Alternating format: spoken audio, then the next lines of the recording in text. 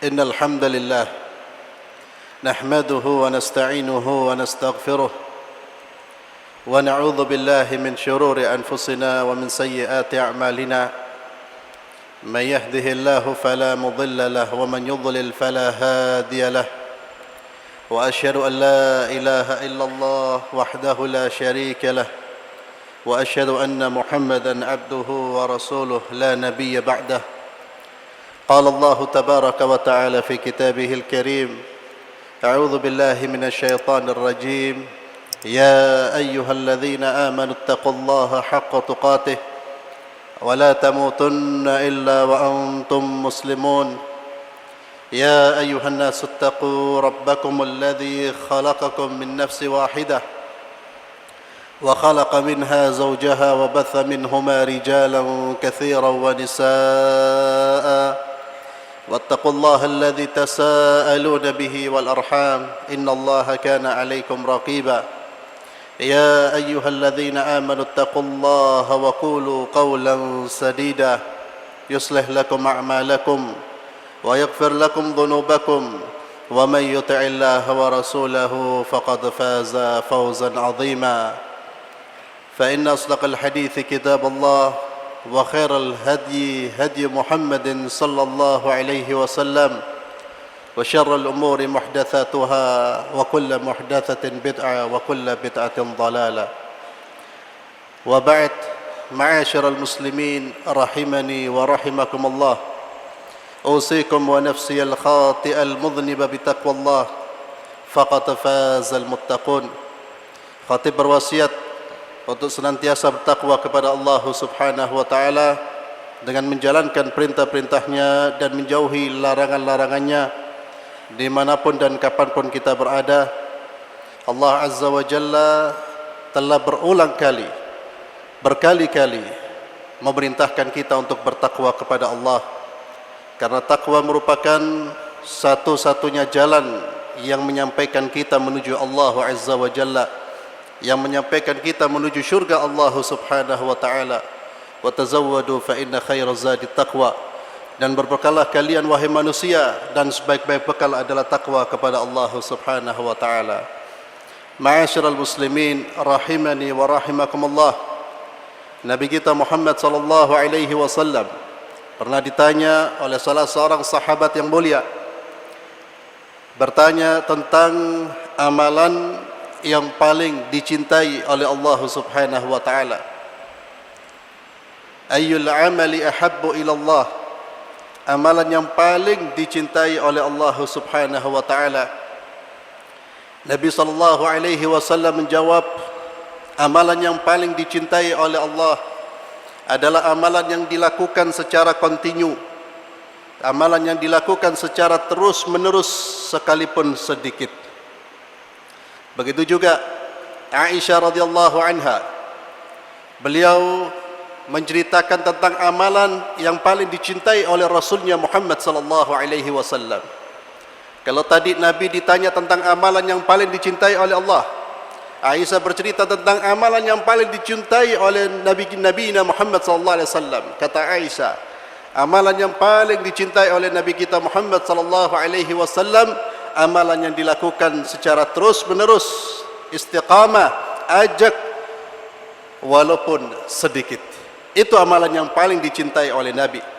Dan Aisyah pun berkata, Nabi sallallahu alaihi wasallam jika melakukan satu amalan, maka beliau akan istiqamah untuk melakukan amalan tersebut sampai beliau wafat. Begitu pula Aisyah, istri beliau radhiyallahu anha, beliau pun termasuk orang-orang yang selalu komitmen istiqamah dengan kebaikan-kebaikan yang telah dikerjakan. Ma'asyiral muslimin rahimani wa rahimakumullah. Menjadi jelas bagi kita bahwa di antara amalan yang terbaik, amalan yang dicintai oleh Allah, amalan yang dicintai oleh Rasulnya Muhammad sallallahu alaihi wasallam, dan bagaimana orang-orang saleh melihat sebuah amalan, maka kesimpulannya adalah amalan yang paling dicintai oleh Allah, yang dicintai oleh Rasulnya adalah amalan yang dilakukan secara terus-menerus, amalan yang dilakukan secara kontinu. Dan Allah Azza wa Jalla berfirman, wa'bud rabbaka hatta ya'tiyakal yaqin, dan sembahlah Tuhanmu sampai datang kematian menjemputmu, sampai datang yakin. Al-yakin di sini al-maut, kematian menjemputmu. Oleh karena itu, ma'asyiral muslimin rahimani wa rahimakumullah, mari kita mengontrol nafsu kita, mengontrol hawa nafsu kita, dan mengalahkan hawa nafsu kita, agar jangan sampai hawa nafsu kita menguasai diri kita sehingga kita diajak untuk meninggalkan amal-amal yang sudah terbiasa kita kerjakan. Karena itulah ajakan hawa nafsu, itulah ajakan syaitan. Dalam konteks bulan Ramadan, kita sekarang berada di bulan Syawal. Bulan ini adalah bulan pembuktian. Bulan kita membuktikan bahwa kita berhasil dalam melaksanakan ibadah-ibadah di bulan Ramadan. Ciri keberhasilan kita adalah istiqamah. Ciri keberhasilan Ramadan kita adalah istiqamah. Istiqamahkah kita dalam melakukan ketaatan-ketaatan yang biasa kita kerjakan di bulan Ramadan? Maka kalau di bulan Syawal ini kita masih tetap menjaga salat 5 waktu kita di masjid, kita masih tetap membaca Al-Quran 1 juz, setengah juz sebagaimana yang kita baca di bulan Ramadan. Kalau di bulan Syawal, semangat untuk sedekah, semangat untuk berbuat kebaikan, semangat untuk it'amut ta'am, memberi makanan kepada fuqara wal masakin masih tetap ada. Itu adalah tanda bahwa Ramadan kita telah memberikan pengaruh dalam diri kita. Kalau di bulan Syawal kita masih bangun di tengah malam, kita masih melaksanakan salat tahajud, kita masih melaksanakan salat witir, itu tanda pengaruh Ramadan. Pengaruh Ramadan di dalam diri kita. Kita bisa melihat bagaimana pengaruh Ramadan di dalam diri kita, ma'asyiral muslimin, di bulan Syawal ini. Adakah ruh semangat Ramadan itu tetap terjaga dalam diri kita di dalam bulan Syawal? Hati-hati kalau seandainya di bulan Syawal ini kita kembali merosot, kembali menurun. Kalau di bulan Ramadan kita sudah beranjak naik ke tingkat yang lebih tinggi, derajat muttaqin, kemudian di bulan Syawal kita menurunkan diri kita, betapa ruginya kita. Dan itu tanda bahwa Ramadan kita belum sukses. Belum sukses, karena kesuksesan ibadah adalah melahirkan ibadah berikutnya. Maka di atas mimbar ini mari kita evaluasi diri kita, mengevaluasi sekaligus menjaga dan memerangi hawa nafsu kita, mengevaluasi diri kita, masihkah kita tetap menjalankan ketaatan-ketaatan kepada Allah Subhanahu wa taala. Yang sudah kita kerjakan kita jaga, dan tentunya nafsu sekarang mulai mengajak kita untuk melakukan kemungkaran. Kita tahu bahwa di bulan Ramadan Allah Azza wa Jalla telah memenjarakan, mengikat pentolan-pentolan syaitan, dan itu yang menjadi kita mudah melakukan ketaatan-ketaatan di bulan ini dilepas, ma'asyiral muslimin. Ini butuh perjuangan, butuh jihad. Oleh karenanya di hari pertama, di hari kedua di bulan Syawal, ketika kita sudah meninggalkan amalan yang biasa kita lakukan, segera beristighfar kepada Allah, sekalipun itu amalan sunnah. Sekalipun kita itu amalan sunnah. Kalau di bulan Syawal kita sudah meninggalkan tahajud walau witir, witir tidak kita kerjakan, maka beristighfarlah kepada Allah. Kenapa? Kita sudah dipengaruhi dan kita sudah dikalahkan oleh nafsu kita. Dan selemah-lemah makhluk adalah makhluk yang dikalahkan oleh nafsunya sendiri. Al-ajiz man ittaba' hawa wa tamanna 'ala Allahil amani. Maka kita mengevaluasi diri, sekaligus kita menjaga amalan yang sudah kita kerjakan. Dan mari ini bulan kita memerangi hawa nafsu kita, jangan sampai kita dikalahkan. Dan jangan sampai kita dikalahkan oleh nafsu kita. Sehari, 2 hari kita biarkan, 3 hari, 4 hari, 5 hari, akhirnya menjadi kebiasaan. Malas menjadi kebiasaan. Sebagaimana Ramadan kita telah membangun kebiasaan untuk menjalankan ketaatan, maka jangan sampai kita rubah kebiasaan taat, kita rubah menjadi kebiasaan malas, menjadi kebiasaan kita meninggalkan apa yang telah diperintahkan oleh Allah Subhanahu wa taala. Dan ingatlah apa yang Allah Subhanahu wa taala janjikan kepada orang-orang istiqamah di jalannya. Dalam surat Fussilat ayat 30, 31, 32, Allah Azza wa Jalla berfirman, "A'udzu billahi minasyaitonir rajim. Innal ladzina qalu rabbuna Allah thumma istaqamu tatanazzalu 'alaihimul malaikatu alla takhafu wa la tahzanu wa abshiru bil jannati allati kuntum tu'adun. Nahnu awliya'ukum fil hayatid dunya wa fil akhirah." Kata Allah, "Innal ladzina qalu rabbuna Allah thumma istaqamu." Sesungguhnya orang-orang yang menyatakan diri Allah adalah Tuhan kami. Mereka yang beriman, mereka bertakwa, thumma istaqamu, kemudian mereka istiqamah di jalan takwa. Tatanazzalu alaihimul malaikatu alla takhafu wa la tahzanu. Maka ketika mereka berada dalam kondisi sakratul maut, malaikat-malaikat berduyun-duyun turun menyampaikan kabar gembira, alla takhafu wa la tahzanu, janganlah kamu takut, janganlah kamu bersedih. Allahu Akbar. Kondisi di mana kita sangat membutuhkan kabar gembira, kondisi yang sangat mencekam, yang sangat menakutkan, disitulah Allah memberikan kabar gembira yang menyenangkan, yang menggembirakan. Bagi siapa? Bagi orang-orang istiqamah di jalan Allah Subhanahu wa taala. Tidak hanya itu saja, di dunia Allah akan menjadi pelindung-pelindung mereka. Di akhirat mereka akan diberikan kenikmatan yang mereka inginkan. Allahu Akbar. Itulah balasan bagi orang-orang istiqamah di jalan Allah Subhanahu wa taala. Barakallahu li wa lakum fil Qur'anil azim wa nafa'ani wa iyyakum bima fihi minal ayati wadh-dhikril hakim wa taqabbalallahu minna wa minkum tilawatu innahu was-sami'ul alim.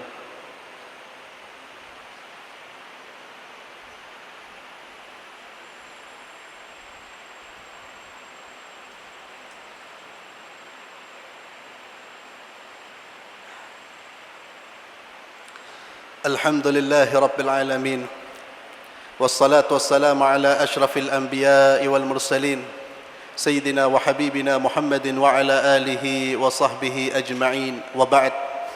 Ma'asyiral muslimin rahimani wa rahimakumullah. Menjaga amal-amal kebaikan itu berat. Menjaga amal-amal kebaikan itu berat.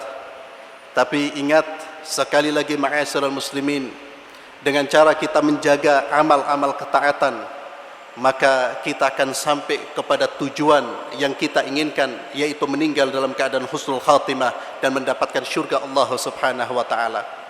Ingatlah balasan Allah Subhanahu wa taala. Berat di dunia hanya sebentar. Orang buka mushaf itu berat, Pak. Membaca satu juz itu berat. Kita kadang membaca 5 ayat, berapa ayat sudah banyak gangguan. Entah itu gadget kita yang bunyi, entah itu ada panggilan, ada rasa malas, rasa kantuk, harus dilawan. Kalau kita tidak disiplin, tidak komitmen, ketika kita sudah komitmen, saya akan beribadah kepada Allah, komitmen. Karena syaitan pasti akan mengganggu. Sekali kita mengikuti langkah syaitan, kemudian kita tidak komitmen, artinya kita mengikuti langkah syaitan, maka di waktu-waktu berikutnya pun kita tidak akan bisa istiqamah.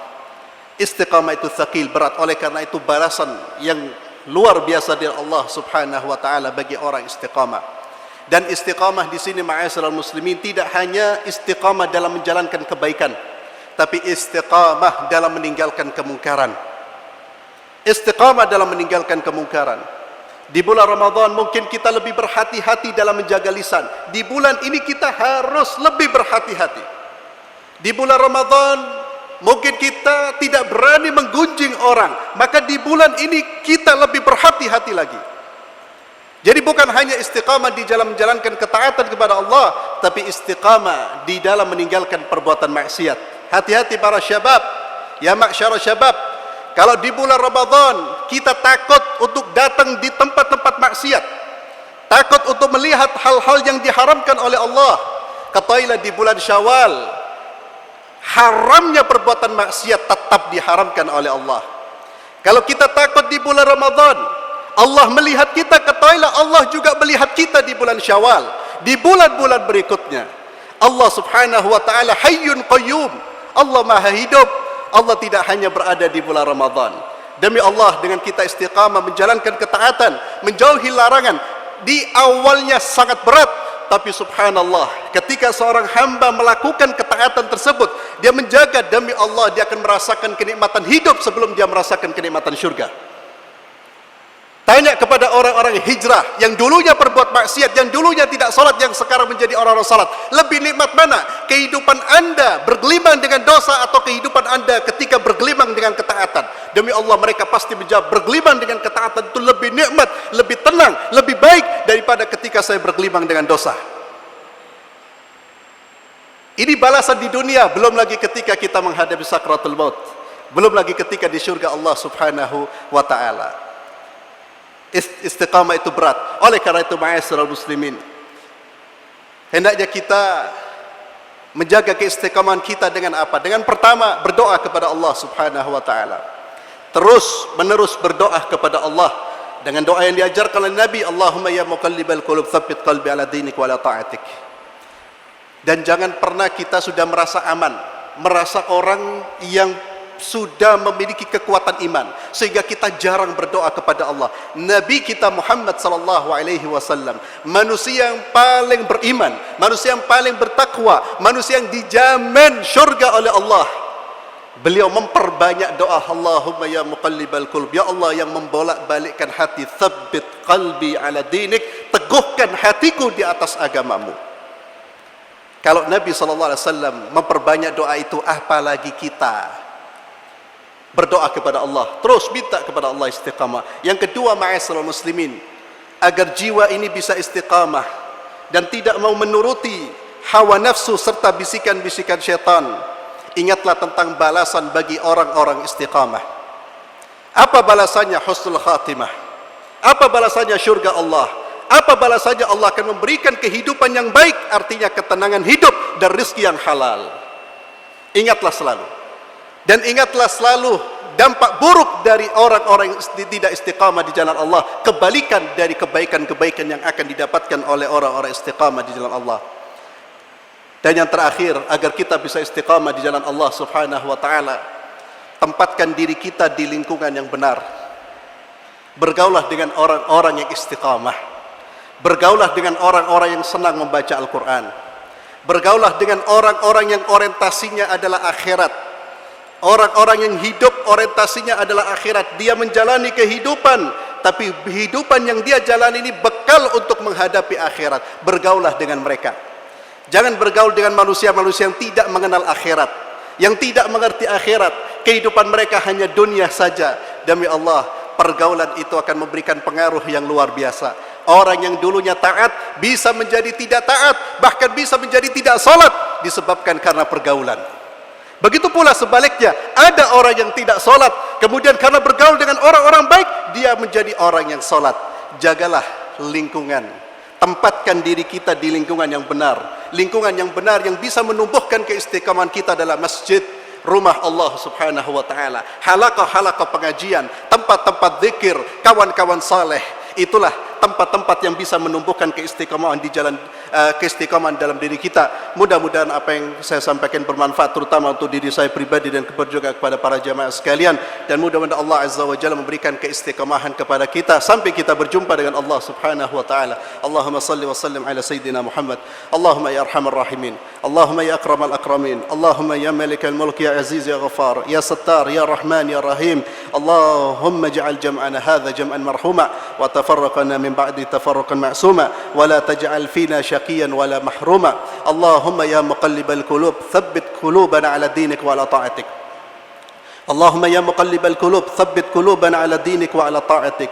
ربنا لا تزغ قلوبنا بعد إذ هديتنا وهب لنا من لدنك رحمة إنك أنت الوهاب. اللهم أعز الإسلام والمسلمين وأذل الشرك والمشركين ودمر أعداءك أعداء الدين. اللهم انصر إخواننا المجاهدين. اللهم انصر إخواننا المستضعفين في كل مكان.